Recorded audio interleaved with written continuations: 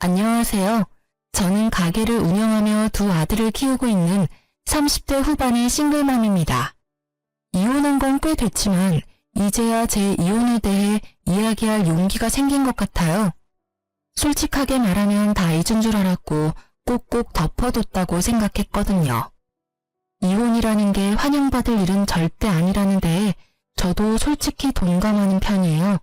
당사자들이 아닌 아이들이 고통받을 생각을 먼저 해야 하니까요. 그렇기 때문에 절대로 경솔하게 생각하면 안 되는 부분이기도 하죠. 그런데 왜 이혼했냐고요? 그것도 아이들 때문이라고 대답할 수밖에 없네요. 시댁은 저와 아이들에게 그다지 좋은 환경이 아니었거든요. 저도 살아보기 전에는 아무것도 몰랐어요. 전 남편의 가족들이 어떤 사람인지를 내가 알 길이 없었다고 그렇게 말하는 것도 변명처럼 느껴지기는 하지만요. 지금 이렇게 사연글을 쓰면서도 내가 잘못하지 않은 것이 맞나 그렇게 깊이 생각해 봐야 할 정도죠. 그래도 제가 나쁘지 않은 길로 가고 있다고 말할 수 있는 건 밝게 자라준 두 아들 덕분이기도 해요. 이제 중학생, 초등학생인 두 아들이 잘 자라주어서 저는 이혼을 후회하지 않을 수 있는 것 같아요. 저와 남편은 소개팅으로 만났어요.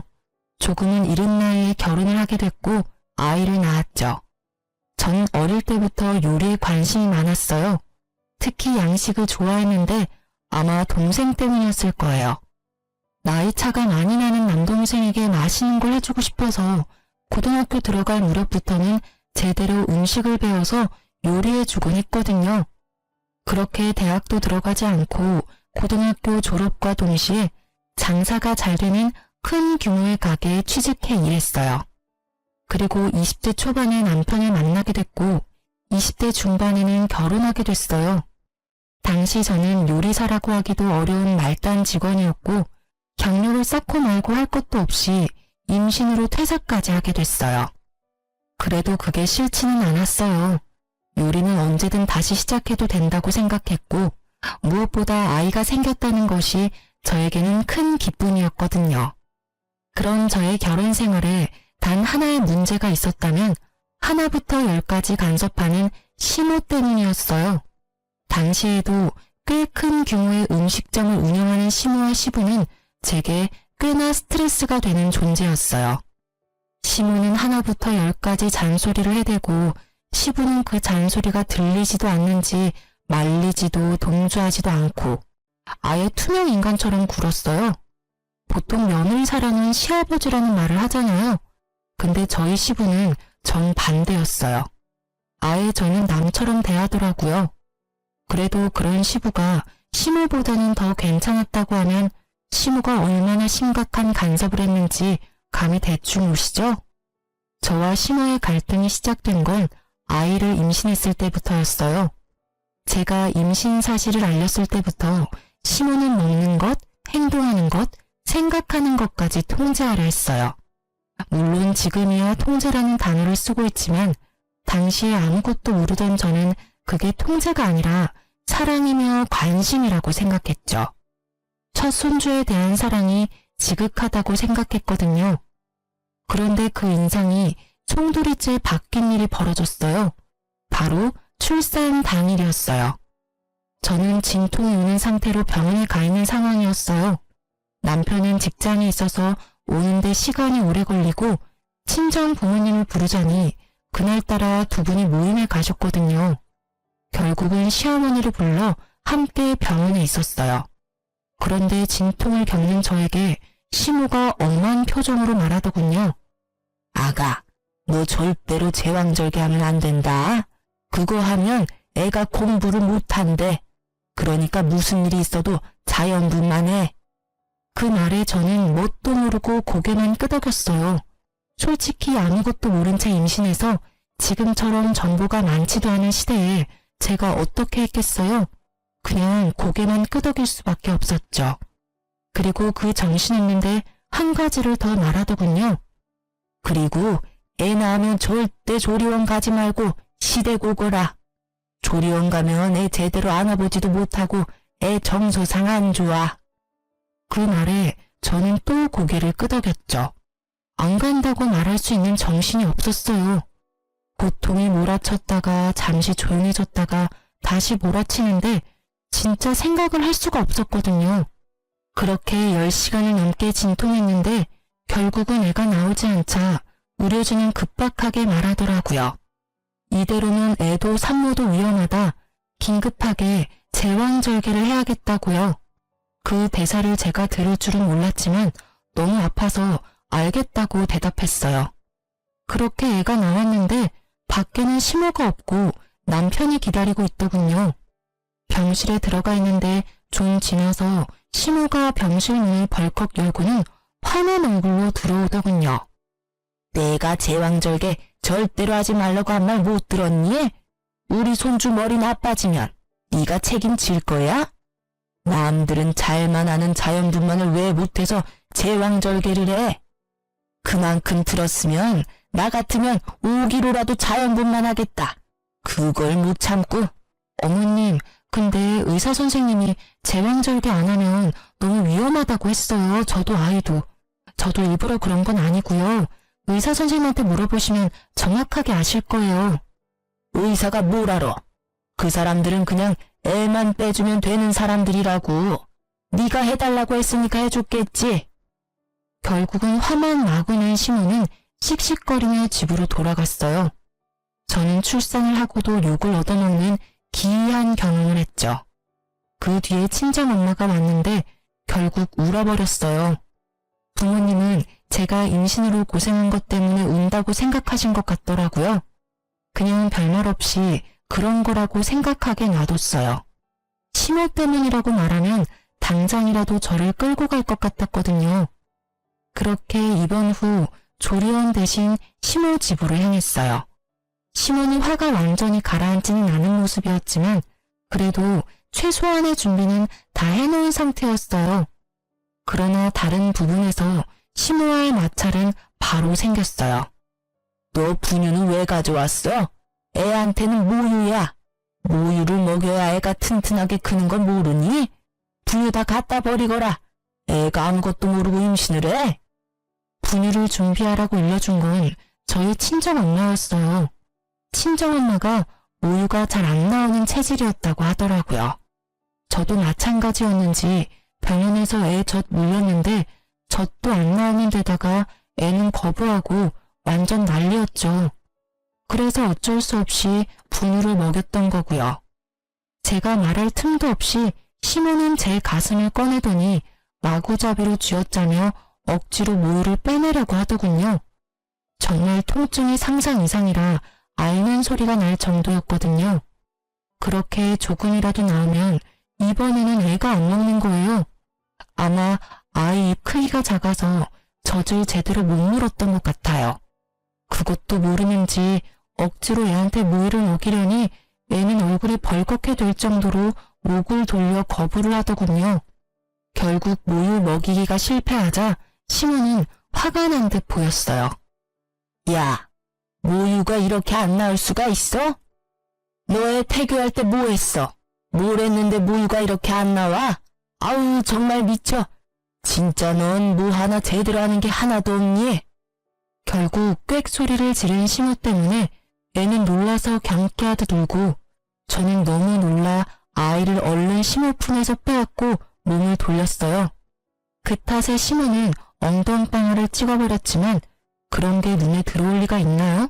애가 완전 자지러지게 우는데. 달래놓으면 배고파서 울고 울면 모유를 먹이라며 눈에 쌍심지까지 켜고 저를 지켜보는 시모 때문에 결국 저는 버틸 수 없었어요. 시모가 본인 앞에서 차곡차곡 풀었던 짐들을 다시 챙겼어요. 시모는 제가 정리하는 거라고 생각한 모양이더라고요. 저를 두고 잠시 밖에 나간 사이에 저는 친정엄마에게 전화해서 데리러 오라고 했죠. 그리고 얼마 있다가 엄마가 도착했다는 전화를 하자마자 애를 안고 짐을 질질 끌고 밖으로 나왔어요. 다행히 시모는 어딜 갔는지 없는 상태였고요. 그렇게 무사히 탈출에 성공한 저는 친정으로 도피했어요. 친정집까지 가는 길에 남편에게 전화가 오더군요. 시모 전화를 무시했더니 남편이 연락이 온 거예요. 당신 도대체 어디야? 엄마가 당신 없어졌다고 난리도 아닌데. 지금 바쁘면 저녁에 친정으로 와. 나 친정 가. 시댁에서 조리 못하겠어. 그렇게 말하고 전화를 뚝 끊어버렸죠. 그리고 저녁에 남편이 친정에 들렀더군요. 여보, 왜 여기 와 있어? 어머니가 엄청 찾으셨어. 당신 걱정돼서. 걱정? 무슨 걱정? 내가 그 집에 가자마자 무슨 짓을 당했는지 알기나 해? 왜 그래? 무슨 일 있었어? 저는 서러운 마음에 울면서 남편에게 하소연하듯 말했어요. 어머님, 자연분만 안 하고 제왕절개했다고 나 혼낸 것. 그리고 모유도 안 나오는데 억지로 모유 주려고 내 젖가슴까지 쥐어짜면서 애한테 억지로 먹이려고 했어. 애가 입이 작아서 못 봤는데도 억지로 먹이려니 애는 얼굴 빨갛게 돼서 울지 나는 아프지. 게다가 모유를 안 빨려는 애한테 모유 주라며 분유는 가져가 버리고. 아니, 어떻게 그러실 수가 있어? 무턱대고 안 되는 걸 되게 하라며 강요하는 게 말이 돼? 그 상태로 무슨 산후조리를 해. 결국 우는 제 앞에서 남편인 친정 부모님 눈치를 보며 그러더군요. 어머니가 첫 손주라서 마음만 앞서서 그런가 봐. 내가 어머니한테 당분간 여기서 조리한다고 말해놓을게. 애 좀 클 때까지는 집에도 안 오시도록 해줘. 솔직히 어머님 좋은 마음으로 볼 자신이 없어. 결국 남편은 제가 보는 앞에서 시모에게 전화해 조리는 친정에서 하기로 했고 당분간은 만나러 오지도 말라고 못을 박았어요. 그랬더니 수화기 너머로 아주 고래고래 고함 치는 소리가 들리더군요. 남편은 쩔쩔매더니 대충 얼버무리고 전화를 끊더군요. 그게 화근이었어요. 시모는 그 이후로는 제 폰으로 문자를 마구마구 보내기 시작했어요. 완전 문자 폭탄이었죠. 네가 우리 집 망쳤다. 애 하나 낳은 게 유세냐? 네가 뭔데 내 아들 집에 오라 마라 하냐? 몇 번이고 몇 날 며칠을 그렇게 문자를 보내는데 죽겠더라고요. 사람이 피마나 죽는다는 게 어떤 건지를 이때 알았죠. 저도 참지만은 않았어요. 당장 시모에게 전화를 걸었어요. 어머님, 이런 식으로 문자 보내시면 안 되죠. 솔직히 제가 오죽했으면 남편한테 그런 하소연을 했겠냐고요. 애가 배고파서 우는데 모유 먹어야 한다면서 분유까지 뺏어가 버리시고. 애가 안 먹는데 그러면 어떡해요? 그대로 애를 배고프게 만들어요? 배고파서 내내 우는 애를? 그거야말로 문제 있는 거 아니냐고요. 세상에 어느 시어머니가 손주를 그렇게 다뤄요? 너 말 다 했어? 야, 남들 다 아는 거 못하는 네 잘못이지 그게 왜 내 잘못이야? 그리고 손주 잘못되면 다 네 탓이라고 내가 말했지? 제왕절개 하지 말라니까 기어코 해놓고선 조리까지 해준다고 했더니 홀라당 친정으로 도망이 나가고. 어이구, 그래서 애는 잘 키우겠어? 제왕절개라도 할 말 많은데 저 그거 안 하면 애랑 둘 다 죽는다고 했거든요? 어머님이 의사예요? 의사도 아니면서 의사 말 다 무시하고 저한테 자연분만하라고 하면 제가 목숨까지 걸어야 하는 거예요? 어머님이 아무리 대단해도 그건 아니죠. 의사가 아니라는데. 그래도 여전히 어머님은 어머님 생각만 하시잖아요. 애가 바보가 되든 말든 제가 알아서 키울 테니까 걱정하지 마세요. 어머님한테 키워달라고 안 할 테니까 앞으로 저한테 연락 마세요. 할 말 있으면 그이한테 전화하시고요. 결국 저는 전화를 끊어버리고 시모 전화를 수신거부 처리했어요. 속에 어찌나 천불이 나는지. 연락을 안 받으니 점점 나아지긴 하더군요. 남편에게 연락이 왔는지 남편이 왜 연락 안 받냐길래 문자 폭탄 보여주며 이래서 수신거부 해놨다고 했더니 남편도 아무 말 없이 수긍하더라고요. 결국 시댁에는 가지 않게 되었어요. 남편이 제게 시댁에 가자고 말도 꺼내지 않았거든요. 그렇게 안 보고 사니 그나마 스트레스는 덜 받았어요. 그런데 그 평화로움도 오래 가지는 못했어요. 남편이 퇴직을 했거든요. 퇴직했다기보다는 권고사직이었죠. 직장이 힘들어지면서 사람을 내보내야 하는 상황이 발생했고 남편이 그 중에 한 명이었어요. 그 부서에서 가장 애매한 위치에 있던 게 남편이었거든요. 그렇게 퇴사하고 나니 집안 가계가 기울더군요. 퇴직금과 실업급여로 버틸 수 있는 건 잠시뿐이었어요. 결국 남편은 이참에 직장을 그만두고 시부모가 하는 음식점에서 일을 하기로 했어요. 솔직하게 말해서 저는 그게 너무 싫었어요.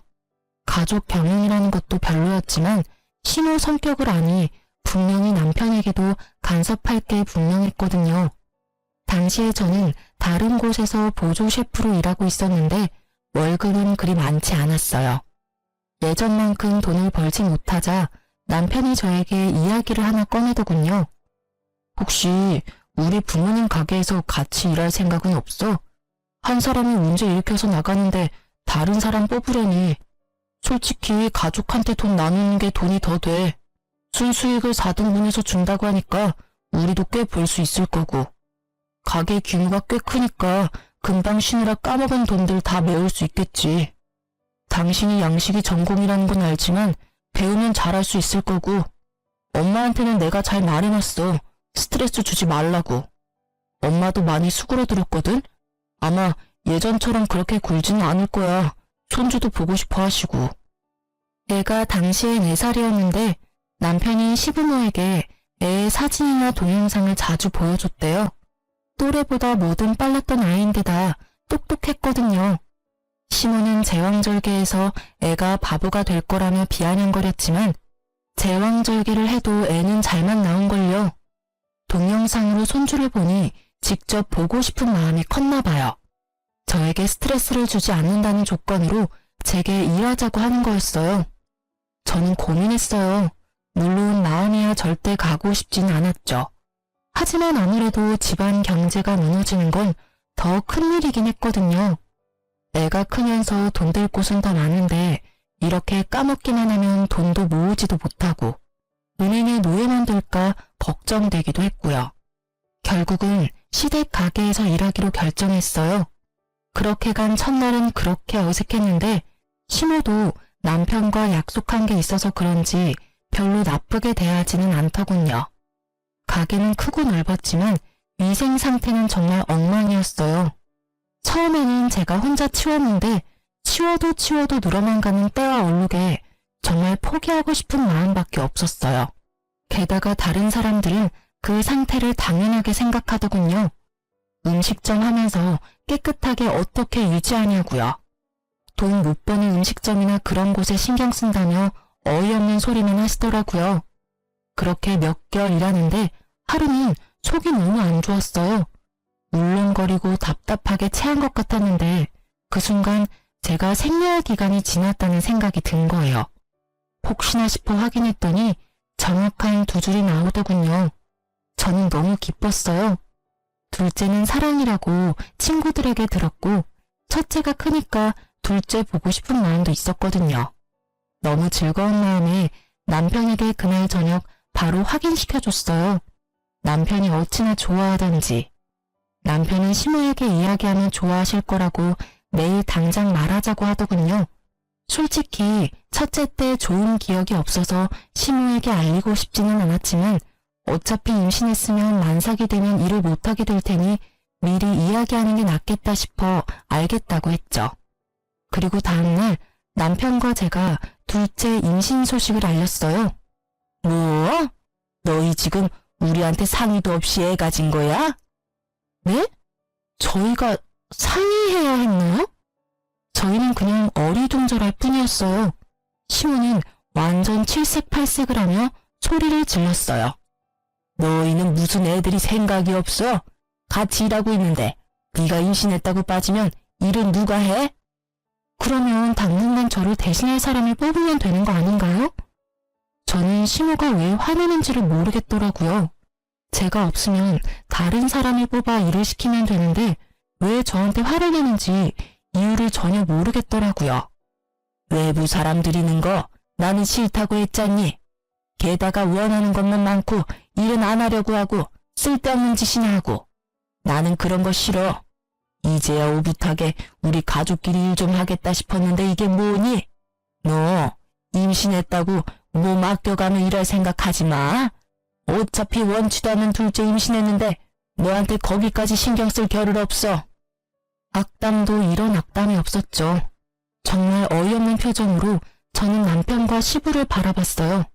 누구 하나는 나를 도와주겠지, 나에게 동조해주겠지 싶었는데 두 사람 다 제 눈을 피하더군요. 그때 알았어요. 이 집안은 시부가 왕이고 나머지 남자들은 허수아비였구나 하고. 그렇게 저는 그 고된 시집살이를 시작했어요. 그것도 시부모가 운영하는 음식점에서요. 임신했다고 봐주지 않겠다는 시모 말은 거짓말이었어요. 봐주지 않는다는 게 아니라 괴롭히겠다는 말이었거든요. 일부러 온수 없이 찬물에 설거지하게 만들거나 무겁고 뜨거운 솥을 옮기게 했어요. 그것뿐이면 말을 안 해요. 임신하면 여자분들은 다들 아시겠지만 엄청 졸리잖아요. 아침, 점심 가리지 않고 졸린데 시모는 잠시도 엉덩이를 의자에 붙이지도 못하게 감시했어요. 제가 벽에 기대서 잠시라도 눈을 감고 있으면 바로 와서 저에게 호통을 치기 일쑤였죠. 딱 한 달 참았어요. 그 모진 행동들을. 그런데 하루는 그런 생각이 들더군요. 이걸 만삭 때까지 견디면 애가 제대로 나올까 싶은 생각요. 엄마의 스트레스를 뱃속에서 겪을 아이가 심리적 문제 없이 잘 나올까 싶은 생각이 들었죠. 태교라고는 하나도 없는 그런 곳에서 저녁까지 뺑뺑이 돌리듯 일해야 하는 게 제정신에 멀쩡하고 몸 건강한 사람도 힘든데 저라고 버텨낼 재간이 있을 리 없죠. 결국 저는 결단을 내렸어요. 이번에도 제 결정은 친정으로의 도피였어요. 이렇게 보면 제가 정말 도망을 잘 가는 것처럼 보이는데 제가 그렇게 연약한 사람은 아니에요. 요식업계가 얼마나 상하관계가 철저한지 아시는 분은 아실 거예요. 주방이라는 곳은 언제나 호통이 날아오고 살을 한 판을 걷듯 조심해야 안전한 곳이거든요. 저도 당연히 그런 힘든 시간을 버티고 보조 셰프로 일을 했었죠. 그런데 이건 결이 아예 다르잖아요. 안전과 위생, 배움을 위해 스스로 그 힘듦을 이겨내는 것과 그저 나를 괴롭히려는 행위를 감내해야 하는 것은 전혀 다른 문제였으니까요. 결국은 그렇게 첫째 아이와 함께 짐을 다 챙겨들고 친정집으로 도피했어요. 가게 CCTV 영상 복사해서요. 그리고 그날 또 남편이 찾아왔죠. 그러나 첫 번째 도피 때와는 전혀 다른 남편이 있었어요. 당신 왜 또 처가로 도망가? 일을 하다가 내팽개치면 어떡해? 그렇게 생각 없고 책임감 없는 사람이었어? 당신 없으면 그 빈자리는 누가 채워? 사람이라도 구해놓고 나와야 할 것 아니야. 책임감? 당신은 내가 당한 걸 두 눈으로 보고 두 귀로 들으면서도 그런 말을 나한테 할 수 있어? 정말 어이없다. 가재는 개편이고 집신도 짝이 있다더니만 그래, 너도 나 괴롭히는 그 가족들이랑 한패다 이거지? 무슨 말을 그딴 식으로 해. 우리가 뭘 어떻게 했는데. 매번 괴롭힌다 하는데 그게 어떻게 괴롭힌 거야. 일이 바쁘면 그럴 수밖에 없지. 말은 잘해. 그럼 잠시도 앉지도 못하게 하는 게 그게 괴롭힌 게 아니야? 임산부한테 그 큰 솥을 들게 시킨 것도? 출퇴근 시간 일부러 느린 것도? 임신했다고 특별하게 대해달라고 했어? 나 그런 적 없어. 솔직히 말하면 지금처럼 일했으면 그냥 일하고 만삭돼서 출산하러 갔겠지. 근데 이거 지금 정상적인 게 맞아? 내가 하던 일보다 몇 배는 더 많아졌고 힘든데 그걸 보면서도 아무 말 안 한 거 너도 똑같다는 거야. 왜? 둘째 생긴 게 왜 싫은데? 당신은 좋아했잖아. 근데 어머님이 그렇게 행동한다고 당신까지 거기 동조해? 나쁜 새끼. 너는 내 아빠도 아니야. 너는 우리 둘째 얼굴 볼 자격도 없는 놈이라고. 알아? 이혼해. 이혼하자고. 결국 터져버린 제가 소리를 지르며 난리를 치자 친정 부모님들이 불이 나게 달려와 저를 달랬어요. 이서방, 애 몸도 안 좋은데 다음에 와서 이야기하게. 이러다 애 잡겠어. 자네는 나 좀 보지. 결국은 두 분 부모님들이 그러고서야 남편이 헛소리를 멈추고는 죄송한 표정으로 밖으로 나가더군요. 이혼 이야기는 깊게 받아들이지 말게. 애가 지금 스트레스가 많아서 그런 걸 거야. 곧 좋아지겠지. 아니, 아빠, 나 저 사람이랑 이혼할 거야. 그 집안 사람들 꼴도 보기 싫어. 임신한 나를 죄인처럼 굴리는데 내가 왜 그 집에 내 발로 들어가? 난 절대 그렇게 못해. 아니, 안 할 거야. 당신도 잘 알아도 내일 이혼서를 보낼 거야. 결국 악에 받쳐 소리 지르는 저를 두고 남편은 집으로 돌아갔어요. 애가 자고 있었으니 망정이지 깨어 있었으면 애한테도 크게 문제가 생길 뻔했죠. 친정 부모님들은 아무것도 모르고 왜 그렇게 때를 쓰냐고 저를 설득하려 들었죠. 그래서 제가 당했던 일을 말해줬더니 아버지는 얼굴이 굳어지고 엄마는 화를 내고 여튼 그걸 알고부터는 이혼하는 저를 이해해 주기로 하셨어요. 이혼 서류를 남편에게 보내고 나니 마음이 좀 편해졌어요. 이상하죠? 긴장감으로 가슴이 두근거리는데 묘하게 이제 다 끝났다 싶은 생각으로 너무 후련했어요.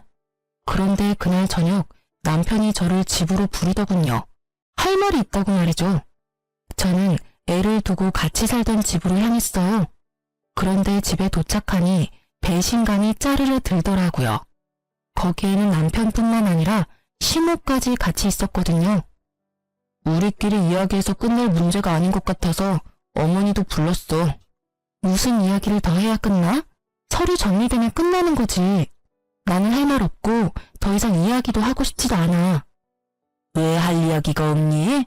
너 이렇게 살다 헤어지면서 또 위자료다 뭐다 우리한테 요구할 거 뻔하잖아. 그리고 둘째는 모르겠고 첫째는 우리가 데려와야지. 애가 네 소유라고 생각하는 건 아니지? 걔 우리 집안 피를 이었어. 너한테 뺏길 이유가 어디 있니? 어머님, 말이 되는 소리를 하세요. 왜 애를 어머님이 데려가요? 제가 왜 이혼하자고 하는지 모르시나 보네요. 정확하게 말씀드릴게요. 저 남편 때문에 헤어지는 거 아니에요. 어머님 때문에 이혼하자고 한 거지. 너 이 사이가 좋으면 이혼을 왜 해? 나 때문에? 내가 뭘 어쨌는데? 내가 너한테 그리 못하디? 어디 가서 말하기 부끄러워서. 네가 애 못 키우고 가정 못 지킨 주제에 말은 아주 잘하는구나. 그래, 뭐가 그렇게 안 입고서 이혼하자는 거니? 말해봐. 내가 뭘 그렇게 잘못했어? 지금 그걸 모르세요? 둘째 임신하고 명백하게 저 괴롭히신 거 기억 안 나세요? 어머님이 직접 말씀하셨잖아요. 임신했다고 편하게 일할 생각하지 말라고. 저 애초에 편하게 일할 생각도 없었어요. 그런데 그런 저한테 일부러 고된 일 시킨 건 기억 안 나세요? 어머, 나는 너한테 미리 이야기했어. 임신한 건 네 잘못이지 않니? 그러게 우리한테 이야기라도 하고 임신 준비를 하지 그랬니? 그랬으면 네가 그럴 일도 없었잖아. 그리고 임신했다고 특별하게 대해주는 것도 웃기지 않니?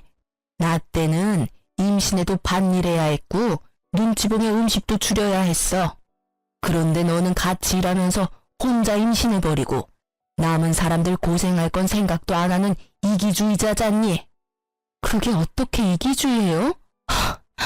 말이 정말 안 통하네요. 이러니까 제가 이혼 이야기 꺼낸 거예요. 이러니까. 누가 특별하게 대해달라고 했어요?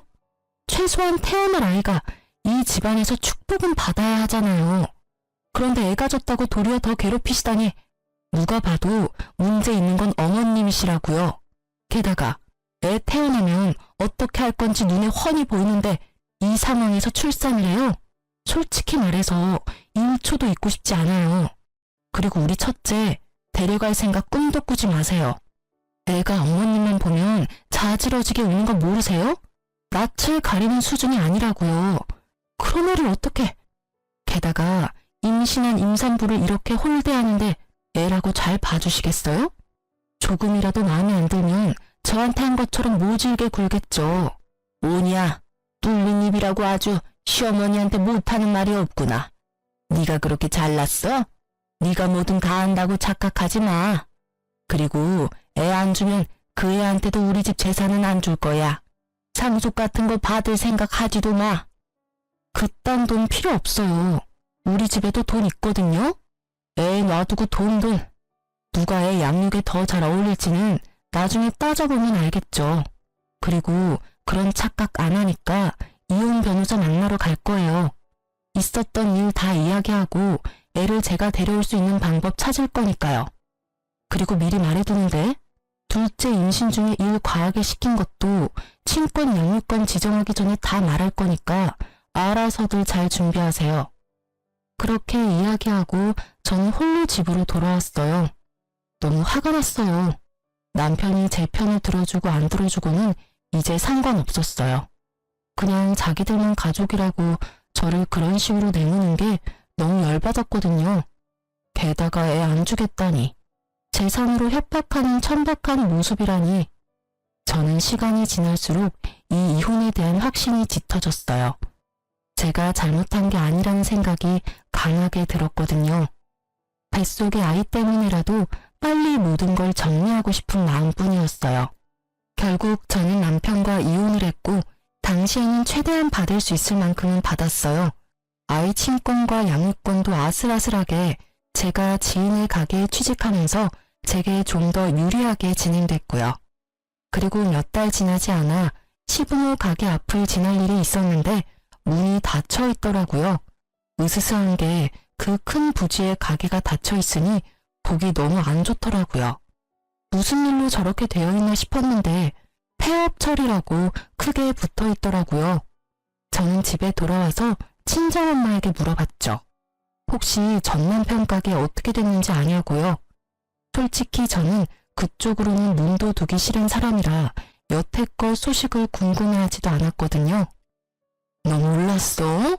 너 나가고 새로운 직원 구했는데 그 직원이 위생 불량으로 신고했대. 그래서 사람들 나와서 확인하고 난리가 났었거든. 결국 그걸로 처벌받았는지는 모르겠는데 사람들이 있는데 와서 그런 일 벌어지니까 소문이 안 날 리가 있어?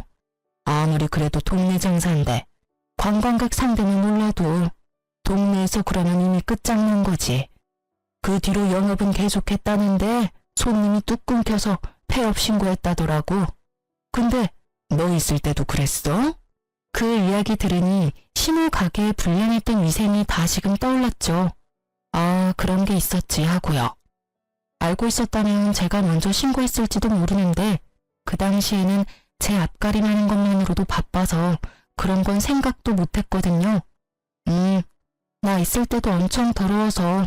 근데 나 나오기 전에 청소 엄청 꼼꼼하게 하긴 했는데 그 짧은 시간 동안 또 그렇게 더럽게 썼나 보네. 습관이란 게 참 무서워. 손에 익지 않으면 잘 안 하게 되고 손에 익어버리면 뗄 수가 없지. 아유, 그러니? 아, 그리고 이번에 신고당하는 게 처음도 아니라던데 너 들어가기 직전에 일하던 직원이 그런 신고하겠다고 몇 번 협박했었던가 봐.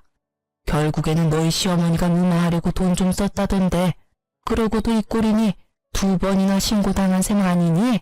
결국은 그렇게 본전도 못 찾고 빚만 생겼겠지. 그제야 왜 시모가 저에게 가족 경영을 강조했는지 이해할 수 있었어요. 이미 척진 며느리라도 데려와야 그런 위험을 방지할 수 있다고 생각한 모양이에요. 참 대단하신 분들이다 싶었어요. 음식점 하면서 더럽게 유지하는 것도 대단하고 신고당하기 싫어서 가족들 끌어들이는 것도 대단하고. 근데 그 부지는 왜 안 팔렸어? 좀 외지에 있긴 하지만 그래도 가격 좀 나갈 건데. 어머 얘, 그 동네 상권 다 죽었어. 옆동에 젊은이들 많이 찾아오는 곳에 새롭게 맛집 골목 만들어줘서 땡땡동은 상가 임대도 잘 안 들어온다던데. 아마 부지 팔기는 더 힘들 거다. 그리고 식품위생으로 신고당해서 동네 사람들한테 눈도장 제대로 찍혀서 새 음식점으로 들어오면 뭐하니? 새로 들어와도 장사 안 될 게 뻔한데. 동네 사람들한테 더럽다는 인식 없애려면 시간 좀 걸릴걸? 친정엄마 이야기를 들으니 끄덕거릴 수밖에 없었죠. 음식점이라는 건 위생과 관련된 소문에는 예민할 수밖에 없거든요. 모르고서라도 거기를 샀다가 음식점을 하면 바로 망하게 되는 지름길이니까요. 결국 시모는 전 재산 어쩌고 저쩌고 하더니 본인이 스스로 관리 잘못해서 날려먹고 말았네요. 그때 재산 준이 많이 했을 때 아이를 지켜낸 제가 참 잘한 것 같다고 생각했어요. 그리고 그 뒤로 저는 지인이 운영하는 가게에서 출산 직후 그만뒀어요. 아버지가 집에서 제 요리를 맛보시고는 장사 미천을 마련해 줄 테니 음식점을 운영해 보라고 했거든요. 처음에는 겁이 많이 났어요. 젊은 사장이라니. 아직 제가 제대로 된 요리사가 아니라는 생각을 했거든요. 그래도 아버지의 권유와 격려에 결국은 제 이름의 가게를 오픈하게 됐어요. 큰아버지가 한적한 골목길에 건물이 하나 있었는데 그 1층을 조금 싼 값에 임대하셔서 그곳에서 양식 음식점을 운영했어요. 그런데 그 골목에 하나둘씩 젊은 감성의 가게가 생기더니 결국에는 맛집 골목처럼 상권이 형성되어서 2년 만에 저희도 그 이득을 충분히 누리게 됐죠. 음식점은 장사가 너무 잘 돼서 몇 년 만에 확장하게 됐어요. 그 건물 1층에 제 가게와 휴대전화 가게가 있었는데 결국은 그 휴대전화 가게가 임대 계약 종료로 나가고 큰아버지가 그쪽을 저희가 확장해서 쓸 수 있게 만들어줬어요. 저희도 확장하고 나서는 시세와 같이 임대료를 지불하며 가게를 운영하기로 했어요. 가게가 커졌으니 사람을 구해야 했어요. 그만큼 홀과 테이블이 늘어나서 당시 있던 직원만으로는 너무 감당이 안 될 정도였거든요. 우리는 홀 직원에 더해서 주방에서 저를 도와 보조 셰프를 해줄 사람을 찾기로 했어요. 그렇게 구인 광고를 냈어요. 며칠 동안 사람들이 많이 찾아왔는데 홀서빙은 금방 구했는데 주방 보조해줄 이모님 찾기가 생각보다 힘들었어요. 그래서 골머리를 앓고 있는데 문 열리는 소리가 들리더니 누군가 들어오더라고요. 그때는 오픈 전이라 저도 사복을 입고 있었는데 고개를 돌리고 딱 보니 전 시모가 거기 있었어요. 저도 상대방도 무척 놀란 표정이었어요. 그러나 놀란 표정도 잠시 전 시모는 표독한 표정으로 제게 시비를 걸듯 말했어요. 너도 직장 구하러 왔니? 이혼하면서 나갈 때는 아주 이혼만 하면 세상 편하게 살 것처럼 하고 나가더니 결국은 너도 이렇게 나이 먹고 구직이나 하고 다니잖아. 그 말은 제가 하고 싶은 말이었지만 말을 참았어요. 여기는 왜 오셨어요? 저랑 싸우러 오신 거예요? 네가 여기 있는 줄 내가 어떻게 알고 여길 와? 난 여기 구인 광고 보고 면접 보러 온 거야. 너도 구직하러 온 거 같은데 나랑 같이 있으면 넌 못 붙어. 내가 여기 사장님한테 네가 얼마나 못된 계집인지 아주 상세하게 이야기해 줄 거니까. 싸우러 오신 게 아니면 말 조심하세요. 저도 이제 그쪽 분 제 시어머니라고 생각 안 하니까요. 남남이 된 지 얼마나 오래됐는데 여전히 저한테 굉장히 모질게 구시네요. 남한테 이렇게 하시면 당장 소송인 건 모르세요? 그딴 거 난 알 필요 없고 알고 싶지도 않아. 나한테 필요한 건 네가 우리 아들이랑 이혼하고 비루하게 빌어먹고 사는 걸 보는 게 더 중요해. 모든 게 내가 생각한 대로 맞아떨어졌으니까. 너 같은 성격에 어디 가서 잘할 거라고 생각한 게 이상하긴 하지. 우리 집 풍비박산을 내놓고 아주 저 혼자 잘 살려고 하는 건 말도 안 되지. 너 때문에 우리가 이렇게 됐는데. 가게 폐업했다는 이야기는 들었어요. 그런데 그게 제 탓이라고요? 저는 분명히 저 나가고 새로 들어온 직원이 신고했다고 들었는데요. 그게 네 탓이지. 네가 애를 가지지만 않았어도 우리가 그런 또라이 같은 새 직원을 뽑을 일이 있었겠니? 쓸모도 없는 거 걷어서 일하게 해주려고 했더니 금세 도망가서 결국 사람 구하게 만들고 결국 신고당해서 폐업하고 우리 아들도. 아들 이야기를 꺼내려던 시무가 잠시 멈칫하더니 무척 화난 얼굴로 칵 퇴하며 제 앞에서 침을 뱉더군요. 정말 모욕적이고 빡친 상황에서 저도 참을 수 없었어요. 이 아줌마가 미쳤어? 여기가 어디라고 침을 뱉어? 그게 내 탓이라고?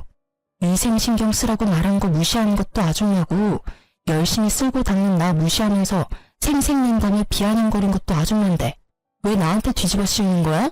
나한테 침 뱉은 거 나 그냥은 안 넘어가요. 신고하고 소송할 거니까. 네가 그런다고 내가 무서워할 줄 알았니? 오냐 해봐라. 누가 이기는지 보자. 그때 안에 있던 매니저가 큰 소리에 놀라서 나오더라고요. 사장님, 무슨 일이세요? 이 아주머니는 또 누구시고? 사장님? 매니저가 제게 사장님이라며 부르며 뛰어오니 시모 눈이 놀란 토끼처럼 동그랗게 변하더군요. 저는 열이 받을 대로 받아서 시모에게 말했죠. 왜요? 사장이라니까 좀 달라 보여요? 내가 여기 사장이에요. 이제 머리가 좀 돌아가요. 지금 남의 영업장에서 사장 모욕하고 침도 뱉으시고, 아, 구직 활동하러 오셨다고 했죠? 이력서 주세요. 그런데 제 밑에서 일이나 하실 수 있으려나? 저한테 깍듯하게 사장님 소리하면서 높임말 써야 하는데 그 말에 자존심이 상했는지 얼굴이 시뻘겋게 변하더군요. 비루하게 뭐요? 내가 그 말 똑같이 되돌려드리죠. 나이 먹고 어린애한테 침 뱉고 막말한 거, 비루하게 사는 거 보고 싶었다고 한 거 다 돌려드릴게요. 아줌마야말로 비루하게 살고 있으면서 그렇게까지 저를 까내리고 싶었어요? 근데 어째요? 제가 사장인데. 저한테 경호 쓰고 제 말 따를 생각이라면 취업시켜 드릴게요. 어떻게 하실래요? 결국 제 말에 전 신우는 욕설을 거하게 내뱉고는 문을 강하게 박차고는 나가버리더군요.